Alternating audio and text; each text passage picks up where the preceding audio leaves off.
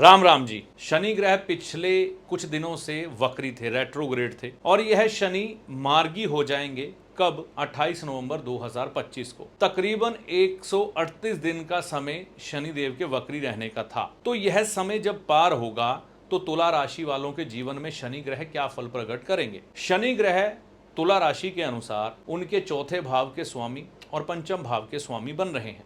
चौथा भाव माता के साथ संबंधित है, अपने मकान के साथ, सुख सुविधाओं के साथ, वाहन के साथ जुड़ा हुआ है। तो पिछले समय में जो आपके काम मकान को लेकर, भूमि को लेकर, वाहन को लेकर रुके हुए थे, उनके चलने की संभावनाएं बनेंगी। चौथे भाव के स्वामी बन के शनि छठे भाव में आ जाना, इसका यह मतलब साफ होता है कि माता की हेल्थ को लेकर थोड़ी बहुत चिंताएं प्रकट जरूर होंगी इस समय में। पंचम भाव जो कि संतान से जुड़ता है, विद्या से जुड़ता है विद्यार्थियों के लिए, और यह भाव आपके जीवन साथी से होने वाले लाभ को भी दर्शाता है।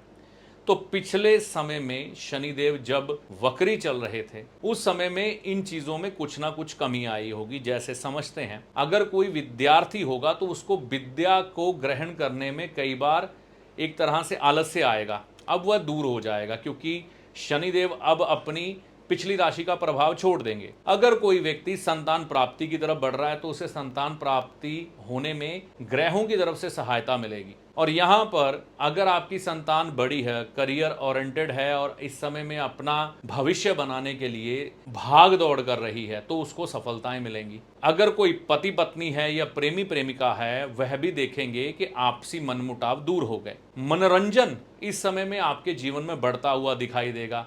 चाहे आप कहीं पर घूमने के लिए निकले, चाहे आप अपने मनोरंजन के दृष्टिकोण से कोई सिनेमा देखें, घूमने जाएं, यानी कि क्वालिटी टाइम एक दूसरे के साथ पति पत्नी और प्रेमी प्रेमिका बिताएंगे। और यहाँ पर मैं ये कह सकता हूँ कि जो शेयर बाजार से रिलेटेड लोग हैं वह इस समय में सावधान रहें। शेयर बाजार से जितना हो सके आप बच के रहिए, नुकसान होने की संभावनाएं हैं। और यह जो समय है आपको लड़ाई झगड़ों से दूर रहना है। फाइनेंशियल तौर पर शनि देव के ऊपर बृहस्पति ग्रह की दृष्टि आपको प्रमोशन दिखा रही है नौकरी में, और व्यापार में वैसे भी उन्नति होती हुई दिखाई दे रही है क्योंकि बृहस्पति यहाँ पर आपके छठे भाव को, चौथे भाव को और धन भाव यानी कि दूसरे भाव को दृष्ट कर रहे हैं। धन आना और धन के द्वारा सुख सुविधाएं, मकान, भूमि, वाहन खरीदना, और हो सकता है कुछ एक ऋण ऊपर आ जाना, कर्जा, वो जरूर आ सकता है। लेकिन प्रोफेशनल लाइफ यानी कि अगर आप बिजनेसमैन हैं,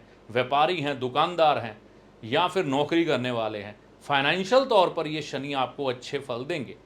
हाँ, आपको इस समय में थोड़ी आलस्य जरूर रहेगा, छोटी और बड़ी बीमारी का भय भी है इस समय में। तो अपना जो चेकअप है वह डॉक्टर के देख रेख में जरूर करवा लें।